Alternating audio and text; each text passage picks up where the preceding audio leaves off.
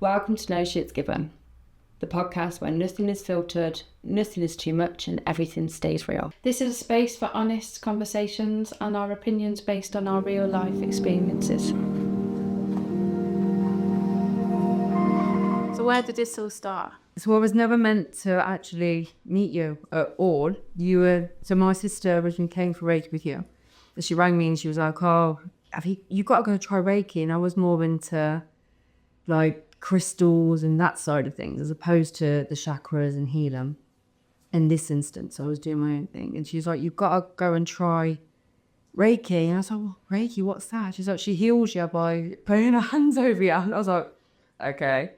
And then I thought I'd try it because try anything, don't you? So came for it really like worried and scared. And I remember just lying on the bed. And I remember the first thing you ever said to me, you put the eye mask on me and you said, you've got to relax.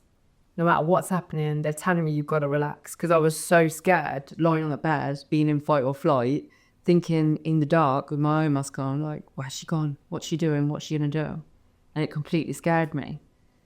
And I just remember having it, and then we had a chat, and I just remember I can't remember what you said, you cracked some sort of like relaxing, took the tension off with a joke. And after that, I was just like, okay. And then I came for Reiki with you continuously for about 2.5 years, didn't I? Do you remember asking the question? Never stopped. I always... Why is that? I could feel that too much. Is that stronger? What does that mean? Where is that? It was really... Yeah, it was insane. I just remember, because I couldn't get my head around how was I feeling what I was feeling, but nothing was happening. I couldn't, like, when you go before Reiki, everything had a meaning, or I could do it myself or control it. But you were just doing something, I couldn't understand how I was feeling what I was feeling, but just you putting your hands on me. It was insane, yeah. I remember you a lot of questions. It took you a while to be open and honest, I think, didn't it? And then we had a lot of similarities. And you went into a bit of a deep healing. Yeah, they did. I think we connected a lot through our past, what we've been through, the realigned in that area. And at that point, I felt safe because I remember thinking to myself, you understand me. Like you get me and why I've been through what I've been through, and and you made me feel safe actually to open up and talk. And I think that's the first time in my life I felt as if I was really heard, and it was really nice. Don't know why I'm getting rushed. Oh my God. What's going on? But yeah. And then you went on to be my student. Because she kept saying to me, you could do this. And I was like, no, carry on doing Reiki. You're like, Leanne, I can't do it anymore. I can't do this anymore. That is one thing. I'll always be open and honest. If I can't, and someone's at a point that they've got to take their own control. Yeah, I said, I'm going to try doing it yourself. And that, yeah, absolutely changed my life completely doing that. So thank you for that. You're welcome. Thank you. Yeah, you did, yeah, absolutely. Reiki did. And yourself, meeting you. Everything else was just like where I was meant. I know it sounds grungy, but everything was like where I was meant to be. And it was just literally, it's worked out since then. And you still jump on everything that... Everything. Absolutely everything, no matter what it is. Susie says it is gospel. It is, absolutely. I believe wholeheartedly. I think it's a lot of it to do is with trust. I think that's what it is. I think, like I said to you before, like I generally, when you say something, you always follow it through. So that's why I believe like there is complete trust there. You've never said something and not done it. So I think says a lot about you as a person. That's why I just love being spent time, yeah. And that's the grand scheme of things, Reiki. Did you think it would help you what you've been through in life to get you where you were? Initially, no. I'll be honest, I thought, what is my sister on about? How can this, I should be talking, I should be in a medical room talking to a doctor. They're the only people that, at that point, that's where my mind was. It was all, if you're ill, obviously we always look at illness as in we can physically see it. When it's in the body or in the mind, we don't really try and see how poorly we are.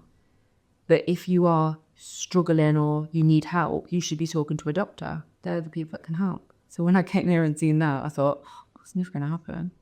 And then after the first day, well, everything's history.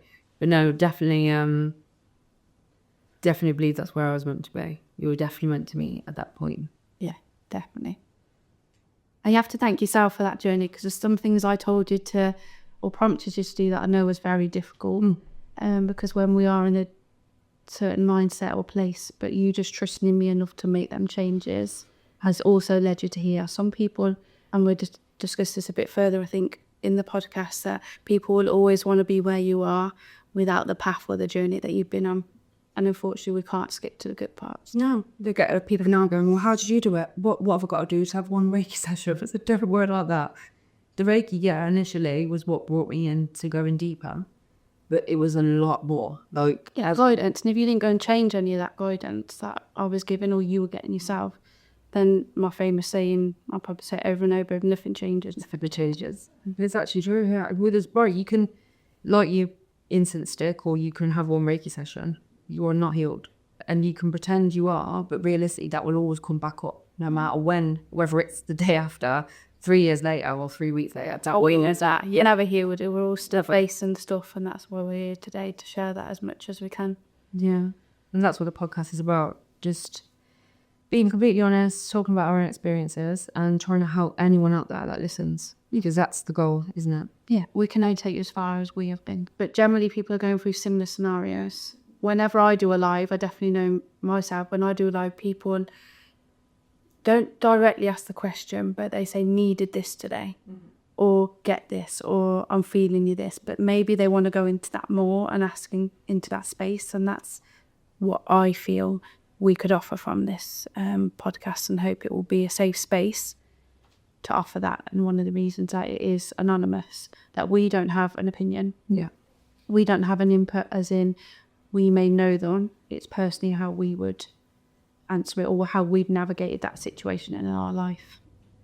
I completely agree. When I do my lives, I get a lot of people saying, this is exactly what I'm going through. This couldn't be more spot on it. And then when we go shopping, so we always laugh when we go shopping. We can't get out, even try to buy some bread. Someone comes up and they always want to tell us what they're going through at the moment, whether or not we have that safe energy, or they feel they can open up. And more than likely, this is going to be a place where people can openly talk about what they're going through, and completely anonymously, where we won't know any backstory, or when they see us again in the street or in Aldi or Marks and Spencer or wherever it is you shop, they feel there's no judgment. Oh, she'll know what I was talking about or what I'm going through. They can just be completely themselves. This is why it's a completely anonymous forum to write in using any of either YouTube, Instagram, any formats that we show on our Instagram pages or our socials, where they can just write in, talk exactly what they're going through, or even ask for advice for people that they know, and they want to have that, the helpline, really. If you don't ask, you don't know. And that's, again, one of the prime things of being anonymous. I think my business has been built mainly on my confidentiality. Nothing ever leaves my room. Whether I know people that I see, vice versa, or people come in and I know I've got multiple people from the same family, I will never cross over or even say I've seen someone, and I don't even say that when I go home that someone's been in. I want to sometimes sing about the position people are in or the change they've made, but that will mean that they've been in my clinic, and they're only in my clinic for one thing. So I don't even discuss that out here. What I do in here stays in here, and I truly believe that's where my business has grown, through confidentiality. I completely agree. Yeah.